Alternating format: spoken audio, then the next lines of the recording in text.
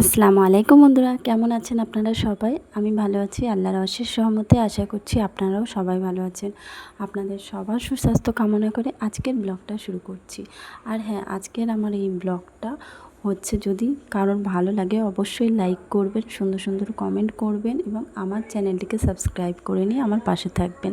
আর already যারা আমার চ্যানেলটিকে সাবস্ক্রাইব করে নিয়ে আমার পাশে আছেন তাদেরকে জানাই অসংখ্য ধন্যবাদ। যেহেতু আমি ইউটিউবে প্রথম ব্লগ করা শুরু করেছি, এতে করে আমার ভুল ভ্রান্তি থাকবে, কারণ যেহেতু নতুন এই প্ল্যাটফর্মে, তো ভুল ভ্রান্তি অবশ্যই থাকবে। তো আপনারা ক্ষমা সুন্দর দৃষ্টিতে দেখবেন এবং অনেকটা ভালোবাসার সঙ্গে আমার ভিডিওটা দেখবেন। যাই হোক, অনেক সকালে ঘুম থেকে উঠেছি, আর ঘুম থেকে উঠেই আমি বেগুন গাছগুলো আপনাদের দেখালাম যে বেগুন গাছে বেগুন হয়েছে। তারপরে কিন্তু এখানে চলে আসলাম, কিছু কালকের ভেজে জামা কাপড় ছিল সেগুলো রোদ্রে দিয়ে দিলাম। আর এই কয়েকদিন ধরে এত পরিমাণে গরম পড়ছে যে গরমে কোনো কাজ করা যাচ্ছে না, এত পরিমাণে গরম হচ্ছে, প্রচুর পরিমাণে গরম হচ্ছে। আর গরমটা এমনই যে গরমে ঘেমে যাচ্ছে সাথে সাথে। যাই হোক, আর বেসিক্যালি যেটা হয়, উঠোন ঝাড় দিতে গেলে ভীষণ কষ্ট হয় এই গরমের সময়। তো আমি চেষ্টা করি যতটা সকালবেলা উঠোনটা ঝাড় নেওয়া যায়, ঝাড় যদি দেওয়া যায় তাহলে ভালো হয়। তো সকাল সকাল উঠোনটা ঝাড় দিই। তারপর বাবাইয়ের ড্রেস রেডি করে দিলাম, বাবাই যাবে ক্লাসে। আর ওকে আমি বানিয়ে দিলাম হচ্ছে ম্যাগি। তো ও ম্যাগিটা খুবই পছন্দ করে। আর এই যে খেতে দিয়ে দিয়েছি, আর ওর ড্রেস পরে পুরো রেডি হয়ে গেছে।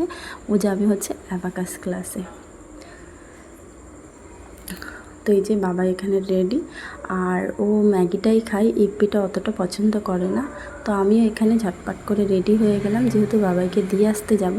তো চলেন বাবাইকে দিয়ে আসি। আর আমি কিন্তু এখন বাজে প্রায় কটা বাজে ঠিক আন্দাজ পাচ্ছি না। যাই হোক, বাড়িতে এসে আমি কিন্তু টিফিনটা তৈরি করব।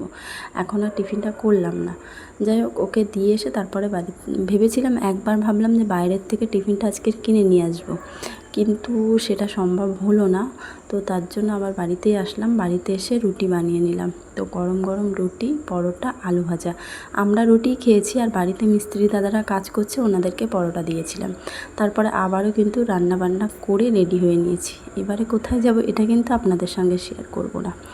তো আমি একটা ক্লাস করি কলেজে, তো সেখানেই যাব বললাম। এবারে কি ক্লাস করি না করি সেটা আপনারা আস্তে আস্তে অবশ্যই আমার ব্লগ দেখলে জানতে পারবেন। তো এই যে চলে এসেছি কলেজের সামনে, আর বরমশাই নামিয়ে দিয়ে গেলেন। আর এখানে আমি থাকবো প্রায় বিকাল 5টা থেকে 5:30 পর্যন্ত। তো এই যে বাড়িতে চলে এসেছি, বরমশাই কিন্তু আমার জন্য না খেয়ে বসে থাকে। যাই হোক, বাড়ি আসলাম, একসঙ্গে খেতে বসলাম। তারপরে একটু আম মাখা খেয়ে নিলাম, দেখলাম আমার ননদের মেয়ে আম মাখিয়ে রেখেছিল, তো একটু আম মাখা খেয়ে নিলাম। দারুণ লেগেছে আম মাখাটা, একটু কাঁচা কাঁচা পাকা পাকা হয়েছে। যাই হোক, তারপরে চলে গেছিলাম সন্ধ্যাবেলায় একটু গোলবাজারে, কিছু কেনাকাটা ছিল। তো এই যে এত গরম লাগছে, এত পরিমাণে গরম লাগছে, তো ভাবছিলাম যে চুড়িদারটা পরে আসলেই ভালো হতো। যাই হোক, কেনাকাটা কমপ্লিট, বাড়ির জন্য নিয়ে আসলাম একটু চাউমিন। তো চাউমিন নিয়ে এসে আমরা খাওয়া দাওয়া শুরু করলাম। তো সন্ধ্যাবেলা ছেলেকে দিলাম, খেলো। আর রাতের খাবারও রেডি হয়ে গেছে, রাতের খাবারেও ভাত ছিল, সেগুলো খাওয়া হলো। ভাত আর সবজিই ছিল বিভিন্ন ধরনের। তো আমার আজকের ব্লগটা আপনাদের কেমন লাগলো অবশ্যই জানাবেন। যদি ভালো লাগে লাইক করবেন, সাবস্ক্রাইব করে আমার পাশে থাকবেন। আসসালামু আলাইকুম।